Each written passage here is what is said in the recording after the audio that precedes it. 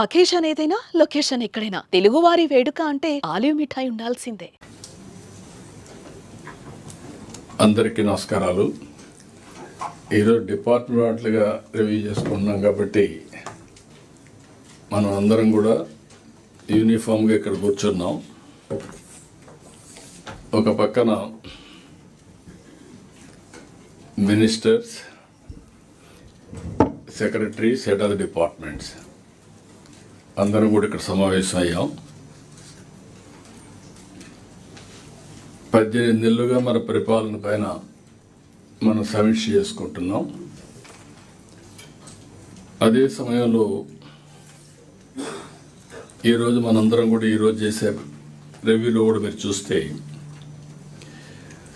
National international లెవెల్లో measure చేస్తున్నటువంటి GSTP, అదే సమయంలో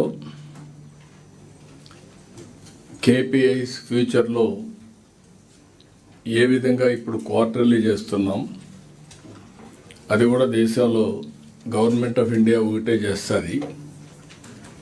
ఫస్ట్ టైం ఆంధ్రప్రదేశ్లో మనం చేస్తున్నాం. ఇప్పుడు కూడా only state in the country quarterly GSTP చేసే రాష్ట్రం మనం ఒక్కరమే చేస్తున్నాం. ఇప్పుడు రాబోయే రోజుల్లో ప్రాసెస్ అంతా మంత్లీ ఎస్టాబ్లిష్ చేయాలని, ఆ మంత్లో జరిగేది ఒక అసెస్మెంట్ వస్తుంది. క్వార్టర్లీ మళ్ళీ ఎవాల్యుయేషన్ చేసుకుంటాం, ఇయర్లీ మనం కన్సాలిడేట్ చేసుకుంటాం. దానికోసం ఇప్పుడు కీ పర్ఫార్మెన్స్ ఇండికేటర్స్ కూడా ఎస్టాబ్లిష్ చేసుకుందాం. రెండోది, ఈరోజు మెయిన్ సబ్జెక్ట్ మనం చూసినప్పుడు పాజిటివ్ పబ్లిక్ పర్సెప్షన్. ఈరోజు మనందరం కూడా ఆలోచించాల్సింది, ప్రజల కోసం పనిచేస్తున్నాం, ప్రజలు మెచ్చే పాలన ఇవ్వాలి. చరిత్రలో మీరు చూస్తే రాజులు ఒకప్పుడు మారు వేషాలు వేసుకొని ప్రజలు ఏమనుకుంటున్నారో సమాచారం తెప్పించుకునేవాళ్ళు. తర్వాత ప్రజాస్వామ్యంలో మీరు చూస్తే ఎన్నో వ్యవస్థలు. ఈరోజు ఫస్ట్ మీరు చూసినప్పుడు ఇలాంటి సమస్యల్ని ఏ విధంగా పరిష్కారం చేయాలంటే ప్రజలకు మెచ్చిన పాలన, అవినీతి ఉంది కాబట్టి విజిలెన్స్ డిపార్ట్మెంట్ తీసుకొచ్చుకున్నాం, ఏసీబీ వచ్చింది.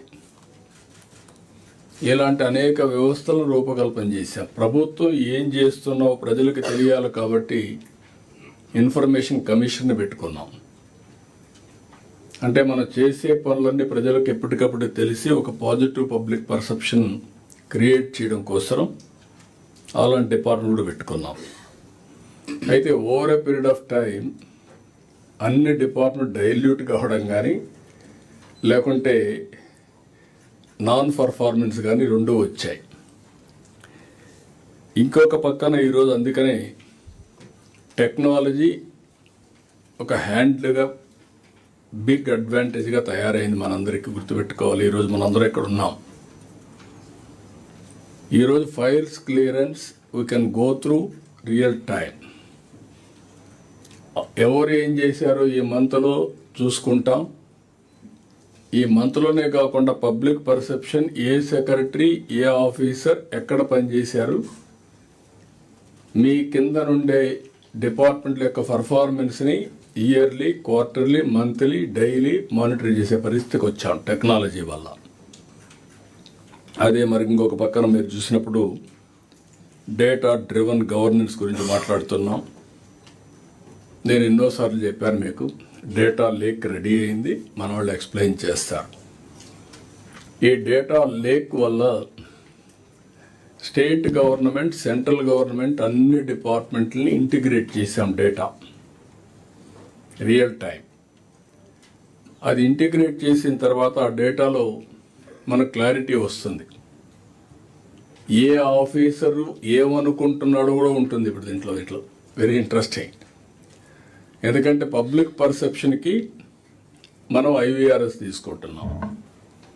ఒకప్పుడు public perception only intelligence department ఒకటి ఉంటుంది. సీఎంకి ఎప్పుడు ఒక చీఫ్ మినిస్టర్కి, ప్రైమ్ మినిస్టర్కి ఐబీ ఉంటుంది, ఇక్కడ ఇంటెలిజెన్స్ ఉంటుంది. నాకు ఒక అలవాటు ఎప్పటి నుంచో, నేను ఫస్ట్ మీట్ చేసేది ఇంటెలిజెన్స్ మీట్ చేస్తాం. అది పర్ఫెక్ట్ అని కాదు, కొంత సమాచారం ఇస్తారు. ఏం జరుగుతూ ఉందో, పొలిటికల్, ఎకనామిక్, కరప్షన్, ఎవ్రీథింగ్. ఎందుకంటే ఒక పరిపాలనలో సుపరిపాలన ఇవ్వాలంటే ఎప్పటికప్పుడు సమాచారం తెలియాలి కాబట్టి ఇన్ఫర్మేషన్ డిపార్ట్మెంట్ ఉంటుంది. అదే సమయంలో నేను ఎప్పుడు ఒకసారి ఇంటెలిజెన్స్ అయినా డీజీతో కలుస్తాను. హైదరాబాద్లో ఉన్నప్పుడు కమిషనర్ ఆఫ్ పోలీస్, డీజీ ఇద్దరు వచ్చారు. అది మేజర్ పోలీస్ వ్యవస్థ కాబట్టి లా అండ్ ఆర్డర్ మెయింటైన్ చేయడానికి ఇప్పుడు కూడా ఆ సాంప్రదాయాన్ని పాటిస్తున్నాం.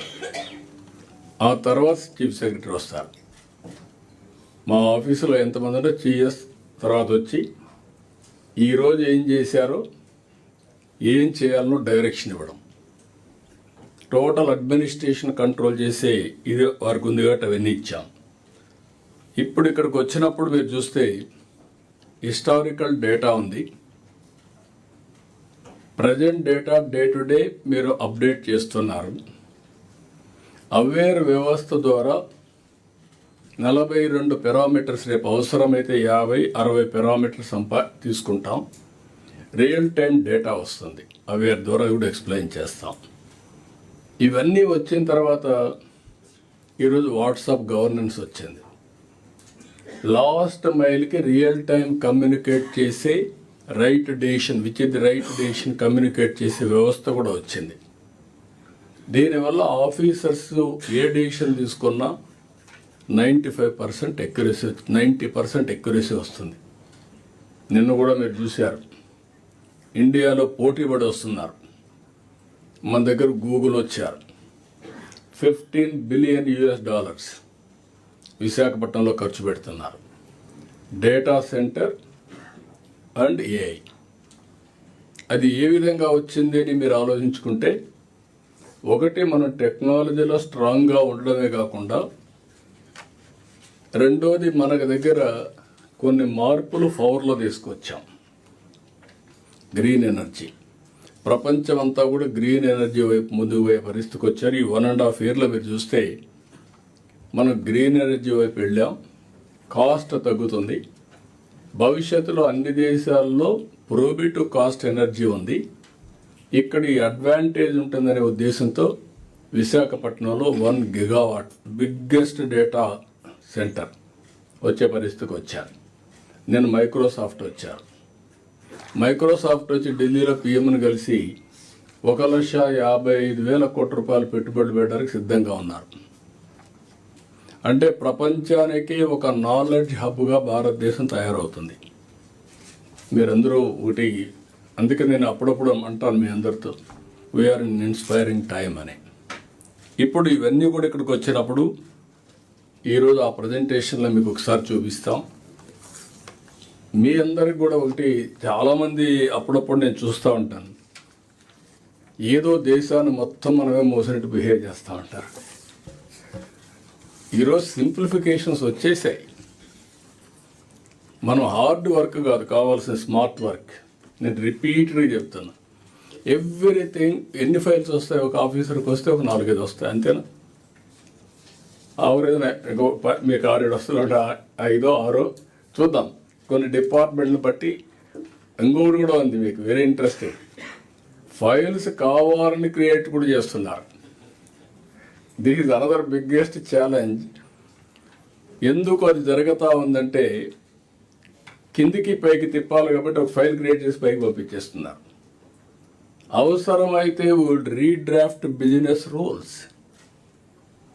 బిజినెస్ రూల్స్ ఏమి, ఇప్పుడు కాన్స్టిట్యూషన్ ఇన్నిసార్లు అమెండ్ చేసుకున్న తర్వాత బిజినెస్ రూల్స్ ఎందుకు అమెండ్ చేసుకోకూడదు?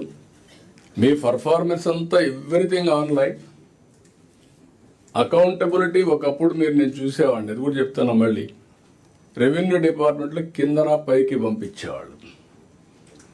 కడాన లింక్ ఫైల్ ఉండేది కాదు. అంటే ఎవడేం చేశాడు ఎవడు తెలిసేది కాదు. ఇప్పుడు నేను నిన్నే రెవెన్యూ డిపార్ట్మెంట్ చెప్పాను, సాయి ప్రసాద్ అందరి గురించి మీరు చెప్పాను. రాబోయే రోజుల్లో everything will be in link file, blockchain. ఇంకా ట్యాంపర్ చేయడానికి అవకాశం లేదు. వన్స్ అది వస్తే రెవెన్యూ రికార్డ్స్ ఆర్ సేఫ్. ఇంకొక పక్కన ఇంకో మాట చెప్పి, ఎందుకు మన ఆఫీస్కి రావాలి? రిజిస్ట్రేషన్ అయ్యింది, కొరియర్ సర్వీస్లో పంపించేయండి రిజిస్ట్రేషన్ డేట్స్. పట్టాదారు పాస్ పుస్తకాలు ఉన్నాయి, పట్టాదారు పాస్ పుస్తకం మీ దగ్గర ఎందుకు రావాలి? ప్రింట్ చేసి చెన్నైలో ప్రింట్ చేస్తున్నారు కొత్త పుస్తకాలన్నీ ఆ సెక్యూరిటీ ఫీచర్స్ పెట్టి. ఆ సెక్యూరిటీ ఫీచర్స్ అడ్రస్ అతనికి ఇచ్చి అతనే పంపిస్తాడు నేరు కొరియర్ సర్వీస్లో. అంటే the way I'm thinking is different. మీరు అందరూ ఇవి గుర్తుపెట్టుకోవాలి. అప్పుడు మీకు హ్యూమన్ టచ్ తగ్గితే వాళ్ళు కూడా హ్యాపీగా ఫీల్ అవుతారు. పబ్లిక్ మనం సర్వీస్ చేస్తున్నాం తప్ప వాళ్ళని పీనలైజ్ చేయడానికి కాదు. అవి కూడా మనం చూద్దాం. అదే సమయంలో మనకు ఇక్కడికి వచ్చినప్పుడు ఇన్ఫర్మేషన్ టెక్నాలజీ ఇవన్నీ పెట్టిన తర్వాత మనకు ఐటీ అన్నీ కూడా అప్డేట్ చేసుకుంటున్నాం, రియల్ టైంలో వస్తాయి. ఇంకొక పక్క వెరిఫికేషన్ లాస్ట్ మైల్లో స్వర్ణాంధ్ర, అది ఇప్పుడు గ్రామ సచివాలయం అంటున్నాం, దాని పేరు కూడా మారుస్తున్నాం, మంచి పేరు పెట్టి. వాళ్ళ బాధ్యత ఏ పని కావాలంటే ఆ పని వెరిఫై చేసి ఫిజికల్గా ఒకసారి వెరిఫై చేసి కరెక్ట్గా ఉందా చెప్పడం వరకు వారి బాధ్యత. అక్కడ ఒక 7 మంది నుంచి అవి కూడా కొంచెం వ్యవస్థను స్ట్రీమ్లైన్ చేస్తాం, దాన్ని కూడా మీ దగ్గరికి వస్తాం. తర్వాత presentation on centrally sponsored schemes, ఇది కూడా చాలా ముఖ్యం. లాస్ట్ ఇయర్ అంటే 5 సంవత్సరాలు ఏ స్టేజ్కి తీసుకొచ్చారంటే లాస్ట్కి వచ్చే కొందికి సెంట్రల్లీ స్పాన్సర్డ్ స్కీమ్స్ వాడుకోవడం మానేసి వాళ్ళ డబ్బులు డైవర్ట్ చేసి గవర్నమెంట్ ఆఫ్ ఇండియా రూల్స్ మార్చారు ఆంధ్రప్రదేశ్ కోసం. ఆ రూల్స్ ఏ విధంగా మార్చారంటే మీరు ఎస్క్రో అకౌంట్ పెట్టండి, మీకు డబ్బులు ఇస్తాం, పని చేయండి, యూసీసీ ఇవ్వండి, మళ్ళీ ఆ అకౌంట్కే పంపిస్తాం. అంటే డైవర్ట్ చేయడానికి వీలు లేకుండా కొత్త విధానం తీసుకొచ్చారు. ఆంధ్రప్రదేశ్ జరిగిన అవకతవకల కోసం ఉండే అడ్మినిస్ట్రేషన్ మనం గుర్తుపెట్టుకోవాలి. ఇది ఈ సంవత్సరం మనం మ్యాక్సిమం సెంట్రల్లీ స్పాన్సర్ స్కీమ్స్ తీసుకురావాలి. దానికి కూడా ఏం చేయాలో మనం వర్కౌట్ చేయాల్సిన అవసరం ఉంది. ఇంకొక పక్కన మీరు గుర్తుపెట్టుకోవాల్సింది ఇక్కడ concern secretaries, ministers, success stories with outcomes. Every department is working for outcome. What is the outcome you are working? ఆ అవుట్కమ్ మీరు చేసిన పని ప్రజలకు కూడా తెలియాలి. How frequently you are communicating, ఇది కూడా ఉండాల్సిన అవసరం ఉంది. ఇవన్నీ కూడా డిపెండ్ అవుతాయి. అదే మరి ఇంకొక పక్కన డెట్. ఆంధ్రప్రదేశ్ బ్రాండ్ దెబ్బతినింది. దెబ్బతిన్న తర్వాత లెఫ్ట్ అండ్ రైట్ అభివృద్ధి ఆగిపోయింది. అభివృద్ధి ఆగింది, ఆదాయం తగ్గింది, అప్పులు పెంచారు. అప్పులు అడిగే కొందికి అప్పు ఇచ్చేవాడు రేట్ ఆఫ్ ఇంట్రెస్ట్ పెంచాడు. ఈరోజు మీరు బెస్ట్ కంపెనీస్ కానీ, గవర్నమెంట్స్ కానీ, ఇండివిజువల్స్ కానీ క్రెడిట్ రేటింగ్ ఉంటుంది. ఎవరైతే బెస్ట్ క్రెడిట్ రేటింగ్ మెయింటైన్ చేస్తారో వాళ్ళకు తక్కువ ఇంట్రెస్ట్కి డబ్బులు ఇస్తారు. దానికి కారణం రేట్ ఆఫ్ ఇంట్రెస్ట్ ఎందుకు పెంచుతారంటే రిస్క్ ఫ్యాక్టర్. రిస్క్ ఫ్యాక్టర్ లేకపోతే తగ్గిస్తారు. 11, 12, 13%కి వెళ్ళిపోయారు. ఇప్పుడు డెట్ సర్వీసింగ్ బర్డెన్ అయ్యే పరిస్థితి వచ్చింది. ఆదాయం తగ్గింది, డెట్ సర్వీసింగ్ పెరిగింది, డెట్ పెరిగింది.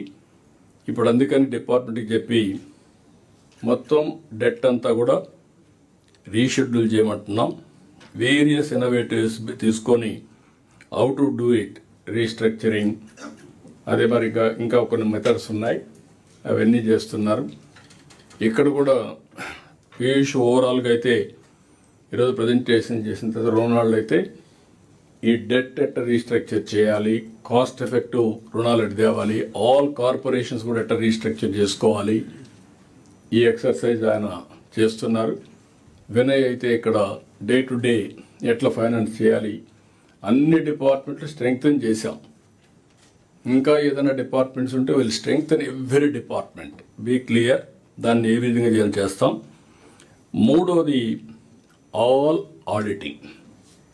10 ఏళ్ళు, 8 ఏళ్ళు, 5 ఏళ్ళు ఇష్టానుసారంగా ఆడిట్ చేయకుండా ఉండే డిపార్ట్మెంట్ ఉన్నాయి. డబ్బులు ఎక్కడ పెట్టారో తెలియకుండా ఉండే డిపార్ట్మెంట్స్ ఉన్నాయి. ఇప్పుడు everything will come online. CFMS అందుకే తీసుకొచ్చాం. ఇలాంటివన్నీ కూడా మీరు వర్కౌట్ చేయాల్సిన అవసరం ఉంది. అయితే ఈ 18 నెలలు మనం చేసిన పని ఒకసారి సమీక్ష చేసుకొని మళ్ళీ ఈ 6 నెలల్లో ఏమేం చేయబోతున్నాం మనం రీఎన్ఫోర్స్ చేసుకుంటాం. ఇంకొక పక్కన ఈ 18 నెలలు నేను మొదటి నుంచి చెప్తున్నాను, నేను కానీ పవన్ కళ్యాణ్ గారు కానీ బీజేపీ కానీ ముగ్గురం కలిసి నరేంద్ర మోడీ గారు దేశ ప్రధానిగా ఎన్నికలప్పుడు మేము ఒక హామీ ఇచ్చాం. సంక్షేమాన్ని కొనసాగిస్తాం, ఎంపవర్మెంట్ కోసం పనిచేస్తాం, అభివృద్ధి ఫాస్ట్ ట్రాక్లో పెడతాం, రాష్ట్రాన్ని పునర్నిర్మాణం చేస్తాం. ఈ రెండు కూడా సుపరిపాలన ద్వారా ప్రజలకు ఎప్పటికప్పుడు సాటిస్ఫాక్షన్ పెంచడానికి చేస్తామని ఆ రోజు చెప్పాం. ఆ రోజు ఇచ్చిన మాట, మా ఫైనాన్స్ అయితే నాకు ఎవ్రీ డే డబ్బులు లేవు అంటారు. నీ డబ్బులు లేకుంటే అది తర్వాత నేను ఇచ్చిన మాట నిలబెట్టుకోవాలి, దానికి ఏం చేయాలని హార్డ్ వర్క్ చేద్దాం, క్రియేటివ్ వర్క్ చేద్దామని నేను ఎప్పటికప్పుడు వాళ్ళని ఓవర్ రూల్ చేస్తూ ఉంటా. అందుకే ఈరోజు మీరు చూస్తే ప్రజలకు ఇచ్చిన భరోసా నిలబెట్టుకున్నాం. సూపర్ 6ని సూపర్ హిట్ చేశాం. 1 ఇయర్లోనే చేయగలిగాం, ముందుకెళ్ళాం. ఒక్క పెన్షన్ పైన బెస్ట్ డీబీటీ కంట్రీలో 50,000 కోట్ల రూపాయలు పేదవాళ్ళకి ఒక్క పెన్షన్ ద్వారా మనం ఇచ్చే పరిస్థితికి వచ్చాం. ఇది great achievement, great satisfaction for all of us. We are all here. మనందరికి ఉండేది పేదవాడికి మెరుగైన జీవన ప్రమాణాలు పెంచడానికి. దీనికంటే బెస్ట్ ప్రోగ్రాం లేదని నా ఉద్దేశం. అందుకని మనం చేయగలిగాం. ఇంకా అనేక సంక్షేమ కార్యక్రమాలు తీసుకుని సూపర్ 6 ముందు తీసుకుపోయాం. రెండోది వెల్త్ క్రియేషన్ కోసం మనం చాలాసార్లు చెప్పాం. ఈరోజు మీరు చూస్తే AP brand very strong brand. ఇది over a period of time AP brand weak కావడమే కాకుండా డ్యామేజ్ అయ్యింది. మీరందరూ గుర్తుపెట్టుకోవాల్సిన ఒక వ్యక్తి యొక్క ప్రవర్తన వల్ల over a period of time ఆయన పరపతి పెరుగుతుంది. అందుకే నేను చిన్నప్పుడు చూసేవాడిని. ఈవెన్ మా ఫాదర్ ఒక ఎగ్జాంపుల్ నాకు. మా ఫాదర్ చిన్నప్పుడు ఊర్లో వాళ్ళందరూ డబ్బులు తీసుకొచ్చి ఆయన దగ్గర పెట్టేవాళ్ళు, అంటే సేఫ్టీ కోసం. అప్పుడు బ్యాంకులు ఇవన్నీ లేవు కాబట్టి మీరైతే సేఫ్గా ఉంటారు, మాకు ఈ డబ్బులు ఇస్తున్నాం, మీ దగ్గర పెట్టండి, మాకు ఎప్పుడు కావాలంటే అప్పుడు ఇమ్మని. ఆ డబ్బులు కూడా ఇన్వెస్ట్ చేసుకునే అవకాశం వచ్చింది. అంటే ఒక క్రెడిబిలిటీ ఎట్లా పనిచేస్తుందనేది దిస్ ఈజ్ వన్ ఎగ్జాంపుల్ అన్నమాట. అదే మార్గం నేను ఎప్పుడు కూడా ఈ దేశంలో మీరు ఒకసారి గుర్తుపెట్టుకోవాల్సింది, 30 ఏళ్లకు మనకు ఐటీ ప్రమోట్ చేశాం. Nobody visualised. ఈరోజు ఐటీ ఈ దేశాన్ని ప్రపంచానికి నాలెడ్జ్ ఎకానమీకి ఒక నాయకత్వం ఇచ్చే దేశంగా చూసే పరిస్థితికి వచ్చారు. ఎన్నేళ్ళు ఇవన్నీ? 20 ఏళ్ళు, 30 ఏళ్ళు. ఆ రోజు ఒక సింపుల్ పాలసీ ఐటీ. నేను ఆ రోజు ప్రమోట్ చేస్తే వితిన్ 25 ఇయర్స్ హైదరాబాద్ నాలెడ్జ్ ఎకానమీకి చిరునామా, highest per capital income in India Telangana. Telugu వాళ్ళు ఐటీ నేర్చుకొని ప్రపంచం అంతా వెళ్ళి ఈరోజు highest per capital income in the world. ప్రపంచంలో ఏ దేశానికి పోయినా ఎక్కువ తలసరి ఆదాయం సంపాదించే వ్యక్తులు తెలుగువారిగా తయారయ్యారు. నిన్న మొన్న చూస్తున్నారు, ప్రపంచంలో చదువు కోసం, విదేశ విద్య కోసం వీళ్ళందరూ తెలుగు వాళ్ళే. Number 1. Not Maharashtra, not Karnataka, not other states. That is the biggest number. The tasted, అది కూడా ప్రపంచం అంతా కూడా చూశారు, ఇప్పుడు పోయే పరిస్థితికి వచ్చారు. That is the brand we are enjoying. ఇక్కడికి వచ్చే కొద్దిగా మళ్ళా పునరుద్ధరించాం. విశాఖ పార్ట్నర్షిప్ సబ్మిట్లో 13,26,000 కోట్ల రూపాయలు పెట్టుబడులు వచ్చాయి. I'm proud to say this. 16 లక్షల మందికి ఉద్యోగాలు వస్తాయి. ఇవన్నీ అయితే రాబోయే 45 రోజుల్లో దీన్ని మనం లాంచ్ చేయబోతున్నాం బిఫోర్ గోయింగ్ టు దావోస్. ఇంకొక పక్కన ఎస్ఐపివి ఇప్పటికే 8,29,000 కోట్ల రూపాయల పెట్టుబడిని గ్రౌండ్ చేశాం. ఈరోజు కూడా ఒకసారి చూస్తే సాటిస్ఫాక్షన్. ఈ దేశంలో హైయెస్ట్ ఇండస్ట్రియల్ పార్క్స్ ఉండే రాష్ట్రం ఆంధ్రప్రదేశ్ రాష్ట్రం. I'm proud to say that. అంటే మనం తీసుకున్న నిర్ణయాలు ఏ విధంగా పనిచేస్తున్నది దీనికి ఒక ఎగ్జాంపుల్. గవర్నమెంట్ ఆఫ్ ఇండియా నిన్న పార్లమెంట్లో చెప్పే పరిస్థితికి వచ్చారు. సంవత్సరం ఇప్పుడు మళ్ళా 6 నెలలు. ఫస్ట్ ఇయర్ 12.02% గ్రోత్ రేట్ వచ్చింది జిఎస్టిపి. ఇప్పుడు రెండో క్వార్టర్కి 11.28 గ్రోత్ రేట్ వచ్చింది. ఇది current prices. Government of India 8.7 growth rate వచ్చే పరిస్థితి వచ్చింది. ఈ సంవత్సరం అయితే మనం 17% పెట్టుకున్నాం. కాబట్టి ఫస్ట్ క్వార్టర్లో 40-42% గ్రోత్ వస్తుంది. సెకండ్ క్వార్టర్లో 56-57% గ్రోత్ వస్తుంది. దానికి మీరందరూ కూడా ఎవరైనా సరిగా పనిచేయకపోతే, ఇప్పుడు అంతా కూడా మీ అన్నీ కూడా ఇక్కడ ఉన్నాయి. నేను ఇంకోటి కూడా చెప్తాను, డోంట్ మిస్టేక్ మీ. నాతో సహా నా పర్ఫార్మెన్స్ రాష్ట్రానికి మొత్తం ఉంటుంది, మీ పర్ఫార్మెన్స్ మీ శాఖలకు ఉంటుంది, డిపార్ట్మెంట్కి ఉంటుంది. ఎవరేం చేశారో it will be on record. Analytics తీసుకోవడం విత్ ఇన్ నో టైం. ఆ విషయం కూడా మీరు transparent. Competition is uniform, transparent. ఇప్పుడే కాదు, మీ క్యారియర్ అంతా కూడా ఉంటుంది. ఏ అధికారి ఉన్నప్పుడు ఎక్కడ పని చేశాడో ఒక్కసారి తీసుకుంటే ఒక క్లిక్ కొట్టి ఆటోమేటిక్గా వచ్చే పరిస్థితి వస్తుంది. That is the systems we are building now. అదే సమయంలో మన ప్రభుత్వ నిర్ణయాలు, పాలసీలు, పథకాలు ఇవన్నీ కూడా ఎప్పటికప్పుడు మార్చుకోవాల్సిన అవసరం ఉంది. అవసరమైతే సింప్లిఫై చేసుకుందాం. అయితే అకౌంటబిలిటీ ఆటోమేటిక్గా తీసుకొద్దాం. ప్రజలకు జవాబుదారితనంగా ఉందాం. నీతివంతమైన సమర్థవంతమైన పాలనలు ఇద్దాం. అదే సమయంలో ఇవన్నీ కూడా ఎప్పటికప్పుడు ముందు చూపుతో ఆలోచించి ముందుకు పోదాం. ఈరోజు ఉదాహరణకు మీరు చూస్తే 1 or 2 case studies I'm telling you. సాగునీటి నిర్వహణ. I have seen in this country for a long time. సమైక్య ఆంధ్రప్రదేశ్లో ఎక్కువ సమయం ముఖ్యమంత్రిగా ఉన్నా. నేను ముఖ్యమంత్రి అయినప్పటికీ మీరు చూస్తే I had so many problems. నీళ్లు రాయలసీమ. నేను అనంతపూర్కి ఎప్పుడు పోయినా వాళ్ళు అడిగే ఫస్ట్ క్వశ్చన్, 10 ఏళ్లలో 8 ఏళ్ళు మాకు వేరుశనగ ఇస్తే విత్తనాల ఖర్చులకు రావడం లేదు, ఎట్లా మీరు కాపాడుతారో చెప్పమంటే, కడాన ఇన్పుట్ సబ్సిడీ ఇంట్రడ్యూస్ చేసాం ఫస్ట్ టైం ఇన్ రాయలసీమలో, అనంతపూర్లో input subsidy in the country. That is సబ్సిడీకి నాంది పలికింది అక్కడి నుంచే. రెండోది, లోయెస్ట్ రెయిన్ఫాల్ ఉండే సెకండ్ జిల్లా అనంతపూర్ జిల్లా. నేను ఎప్పుడు ఇజ్రాయెల్తో కంపేర్ చేసేవాడిని. కనీసం వాళ్ళకి సముద్రం ఉంది, వాళ్ళకి సముద్రం కూడా లేదు పక్కన. ఈవెన్ రాయదుర్గ్ ఎడారిగా మారిపోయే పరిస్థితికి వచ్చింది. డెజర్టిఫికేషన్ కోసం డబ్బులు ఖర్చు పెట్టాం. అప్పట్లో 40 కోట్లు 30 కోట్లు ఇచ్చి మొత్తం ఒకసారి స్ప్రెడ్ అయితే ఫాస్ట్గా అవుతుందని మళ్ళీ దాన్ని కంట్రోల్ చేయడానికి ఖర్చు పెట్టిన రోజులు అవి. రాయలసీమలో నీళ్లు లేకుండా పశువుల్ని మేపుకోలేక అందరూ వస్తే పుట్టపర్తి దగ్గర అనుకుంటా ఒక చెరువు, ఆ చెరువు దగ్గర కొత్తపట్నం ఆ ప్రాంతం అదే అనుకుంటాను,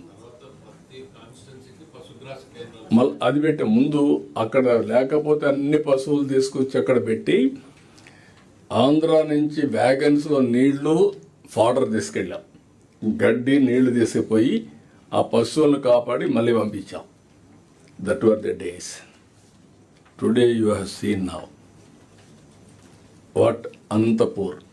అట్ వన్ స్టేజ్ అనంతపూర్లో నాకు డాక్టర్ ఏఐజీ నాగేశ్వర రెడ్డి ఒక మాట అన్నాడు, ఏం చేస్తారో నాకు తెలియదు, అనంతపూర్లో ఉండే వేరుశనగ తిన్న ఇవి కొన్ని కంటామినేషన్ అవన్నీ వస్తున్నాయి, బికాస్ ఆఫ్ వాటర్ లేదు, ఫంగస్ అవన్నీ ఫామ్ అవుతున్నాయి, that is very dangerous for health అనే పరిస్థితికి వచ్చారు. అలాంటి స్టేజ్ నుంచి ఈరోజు మనం ముందుకు వచ్చాం. I'm very happy. ముందు చూపుతో పనిచేసాం, అన్ని ప్రాజెక్టులు పూర్తి చేస్తున్నాం. ఈరోజు మనం తీసుకున్న నిర్ణయాల వల్ల మీరు చూస్తే బెస్ట్ ప్రాక్టీస్ కింద ఈరోజు ఖరీఫ్ అయిన తర్వాత 944 టీఎంసీ నీళ్లు రిజర్వాయర్లో ఉన్నాయి.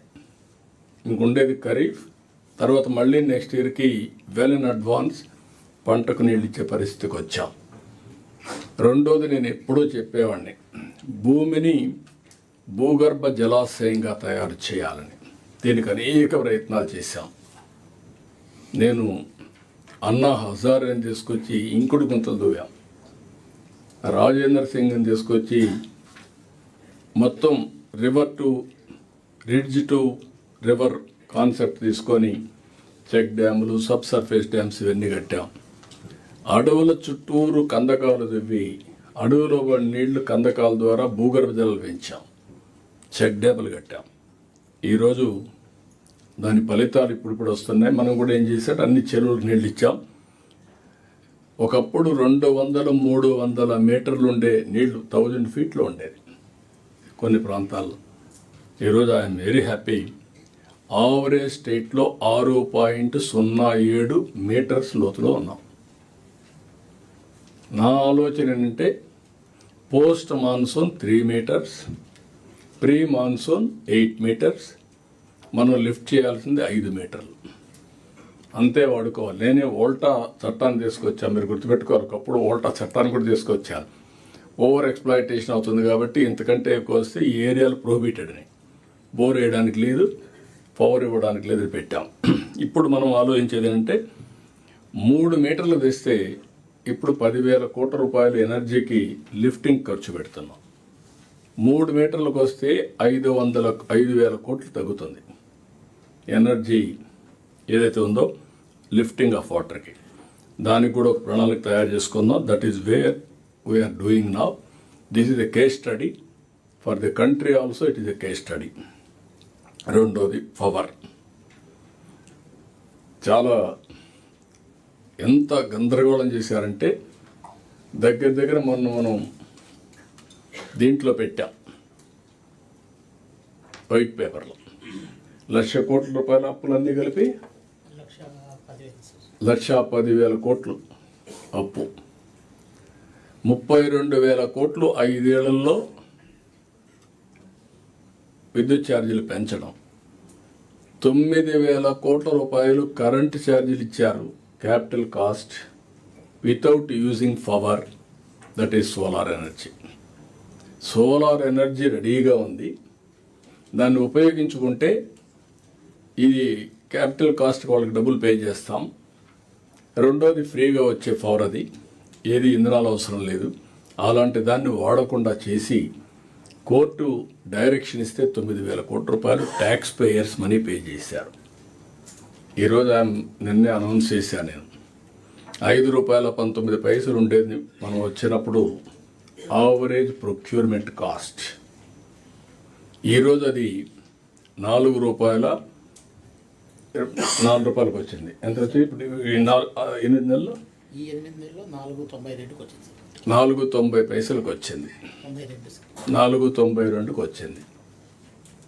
నా టార్గెట్ ఈ నెలలో, ఈ సంవత్సరం 4.80కి రావాలా.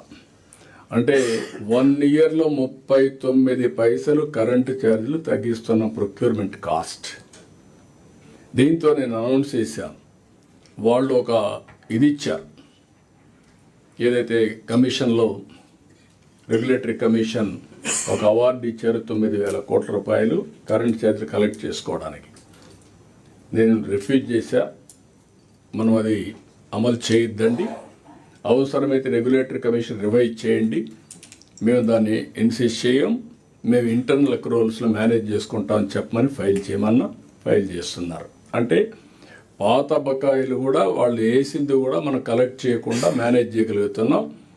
ఈ సంవత్సరం పవర్ ఛార్జెస్ పెంచాం.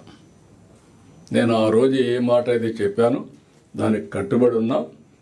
నేనైతే అంబిషియస్ టార్గెట్ ఇచ్చా డిపార్ట్మెంట్కి. ఇది ఎందుకు మీకు కేస్ స్టడీకి ఏం చెప్తున్నానంటే మీ అందరికి ఒక ఐడియా ఉండాలి. ఈరోజు మేము చేసిన పని, కరెంటు కొన్నిసార్లు మన దగ్గర డెఫిసిట్ వస్తుంది. మార్చ్ ఇది మంత్ వేరే అగ్రికల్చర్ పీక్ వస్తుంది. ఆ నెలలో మనకు కరెంటు ఎక్కువ వినియోగం వస్తుంది, ఎండలు కూడా వస్తాయి. ఇప్పుడు మనం చేసేది ఏంటంటే ఆ నెలలో ఏ రాష్ట్రంలో ఈ 1.5 ఇయర్లో ఏ రాష్ట్రాల్లో వాళ్ళకి ఎప్పుడు కావాలంటే కరెంటు వాళ్ళకి ఇచ్చి మనకు అవసరమైనప్పుడు వాళ్ళ దగ్గర తీసుకొని బార్టర్ సిస్టమ్కి వెళ్ళాం. ప్లీజ్ ఫోన్స్ అందరూ కూడా కట్ చేసి పెట్టుకోండి.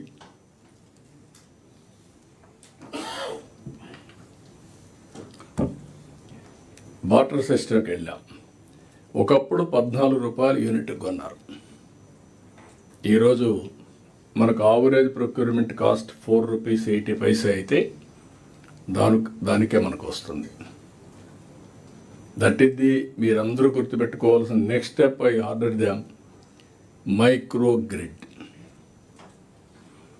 Substation as a unit, ప్రొజ్యూమర్ concept, producer come consumer. నువ్వే ప్రొడ్యూస్ చేయి, నువ్వే అమ్ము. అంటే నీకు అవసరమైంది వాడుకో, మళ్ళీ నీకు కావాలని నేను ఇస్తా గ్రిడ్ నుంచి. So that you need not spend money. నీకు సర్ప్లస్ ఉంటే ఇవ్వండి, మేము కొనుక్కుంటాం. That is the concept we are introducing. Every house, every pump set. ఒకవేళ అక్కడ కానీ వీలు కాకపోతే సబ్స్టేషన్లో మనం జనరేట్ చేస్తాం పవర్. Zero transmission losses. ఈ సబ్స్టేషన్లోనే పవర్ వస్తుంది, ఈ సబ్స్టేషన్లోనే పవర్ డిస్ట్రిబ్యూషన్ వస్తుంది. అప్పటికి కూడా ప్రాబ్లం ఉంటే అక్కడ బ్యాటరీ పెడతాం. ఎప్పుడైతే పవర్ వస్తుందో అక్కడ ఛార్జ్ చేస్తాం, ఎప్పుడు అవసరమైతే అక్కడనే ఇస్తాం. ఇలాంటి కాన్సెప్ట్స్ ఇచ్చా, డిపార్ట్మెంట్ వర్కౌట్ చేస్తున్నారు.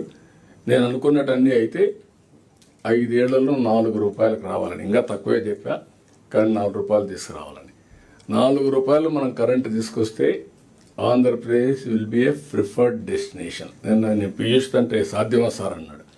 సాధ్యం చేస్తాం. అదే నేను విజయనంద గారికి చెప్పాను, యూ విల్ మేక్ ఇట్ అని చెప్పాను. We are working. మీకు ఎందుకు ప్రతి ఒక్క డిపార్ట్మెంట్ ఎందుకు చెప్తున్నానంటే మీలో ఆ స్ఫూర్తి రావాలి. మీరేం చేస్తున్నారు? రొటీన్గా ఆలోచిస్తున్నారు. రొటీన్గా ఆలోచిస్తే ఏది సాధ్యం కాదు. ఇన్నోవేటివ్గా R&D పెట్టుకొని మీరు వర్కౌట్ చేస్తే మీ బ్రెయిన్సే R&D బ్రెయిన్స్గా తయారు కావాలి. ఏదో ల్యాబొరేటరీ పెట్టాలి, ఎక్విప్మెంట్ తేవాలి కాదు. అది చేస్తేనే సాధ్యం అవుతుంది. ఇప్పుడు ఒక నమ్మకం నాకు, విద్యుత్ శక్తి గాడిన పడింది. నేను ఇంకోటి కూడా చెప్పాను, టెక్నాలజీ ఎంత పవర్ఫుల్ అంటే టోటల్గా సబ్స్టేషన్ వారిగా quality of power we can measure. దీంతో ఆడిట్ కూడా చేసే అవకాశం వస్తుంది. ఎంత క్వాలిటీ ఇచ్చాం, లో వోల్టేజ్ ఇచ్చామా, హై వోల్టేజ్ ఇచ్చాము. హై వోల్టేజ్ ఇస్తే ఎలక్ట్రికల్ ఎక్విప్మెంట్ బర్న్ అయిపోతాయి, లో వోల్టేజ్ ఇచ్చినా బర్న్ అవుతాయి. రైట్ క్వాలిటీ ఇవ్వాలి. That is the exercise we are doing now. ఇలాంటి బెస్ట్ ప్రాక్టీస్ నేను 2-3 చెప్పాను, అన్ని డిపార్ట్మెంట్లో ఉన్నాయి, మీతో ఎప్పటికప్పుడు మాట్లాడతాం. ఇలాంటి బెస్ట్ ప్రాక్టీసెస్ అన్ని దిక్కల్లా అమలు కావాలి. కెపాసిటీ బిల్డింగ్ చేయాలి. మనందరం కూడా తొందరలోనే హ్యూమన్ రిసోర్స్ డెవలప్మెంట్ సెంటర్ కూడా వస్తుంది, గిగా. అది కూడా తీసుకొచ్చి best faculty members in the country తీసుకొస్తాం. IAS, IPS, IFS గ్రూప్ 1 వరకు ఇక్కడ ట్రైన్ చేసుకుంటాం. మిగిలిన వాళ్ళకి రీజనల్ సెంటర్స్ పెట్టి అక్కడ ట్రైన్ చేస్తాం. ఏ విధంగా ట్రైనింగ్ ఇవ్వాలి అవి కూడా వర్కౌట్ చేసుకుంటాం. మీరు ఇక్కడ నాకు కావాల్సింది, ప్రతి ఒక్కరూ డబ్బులు ఇస్తే పని చేస్తాం అంటున్నారు. డబ్బులు కావాలి. డబ్బులు సంపాదించే మార్గం కూడా గుర్తుపెట్టుకోవాలి. ఇచ్చిన ఫండ్స్ని సమర్థవంతంగా సద్వినియోగం చేయాలి. దేనికి టెక్నాలజీ వాడడం, ఇన్నోవేషన్ వేలో వెళ్ళడం, వేగంగా ఫలితాలు వచ్చే పద్ధతుల్ని అన్వేషించడం, ఇవన్నీ చేయాల్సిన అవసరం ఉంది. ఇవన్నీ ఫోకస్ చేయడానికి 3 రీజన్స్లో 3 ఎకనామిక్ జోన్స్ని తయారు చేస్తున్నాం.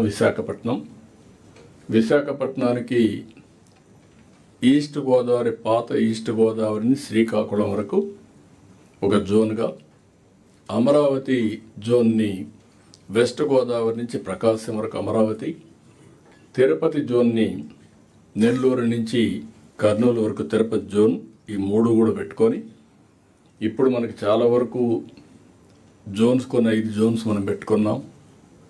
అక్కడ ఇన్నోవేషన్ హబ్స్ కింద 5 జోన్లో పనిచేస్తున్నాం. కొన్ని కారిడార్లు ఉన్నాయి.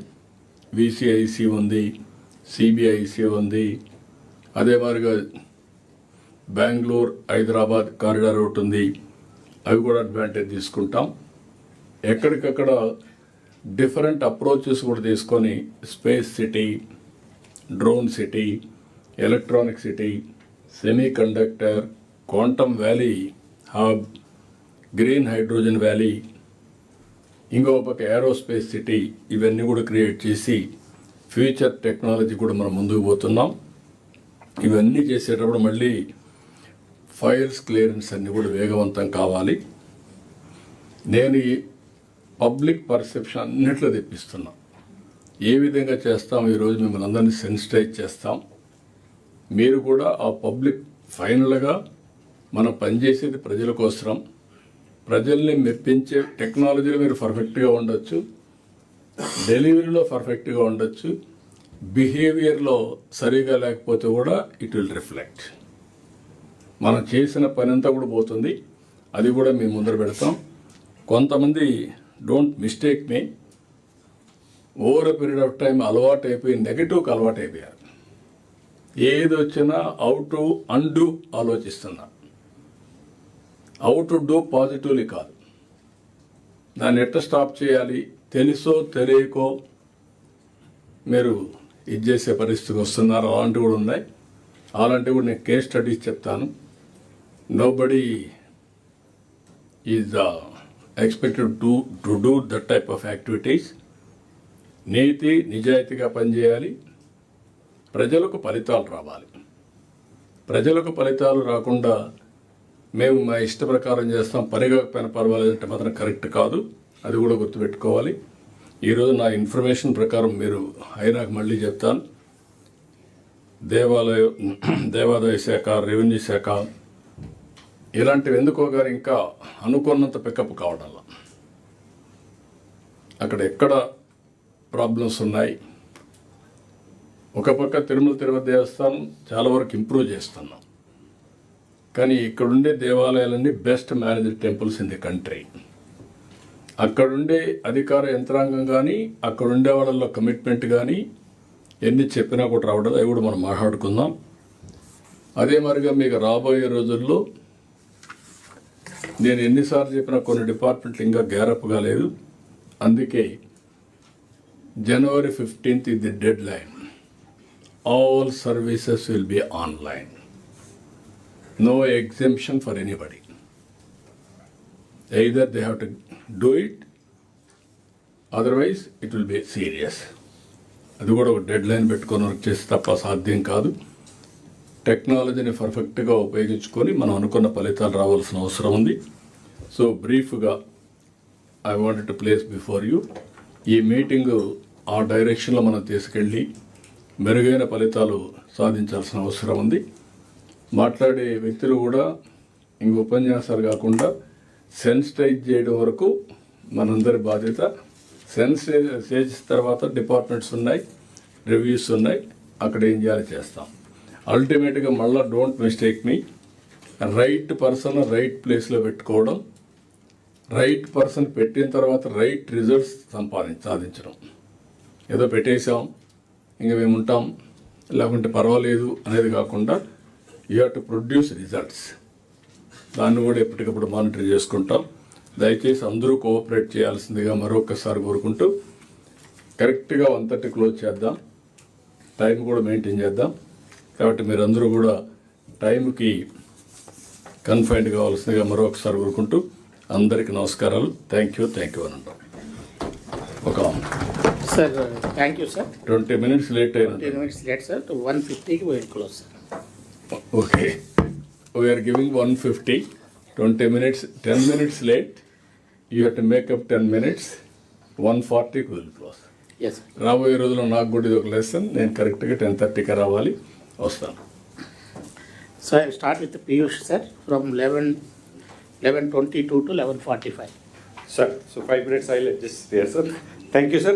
Honorable Chief Minister and Honorable Ministers, senior colleagues and my pertinent colleagues and fellow officers.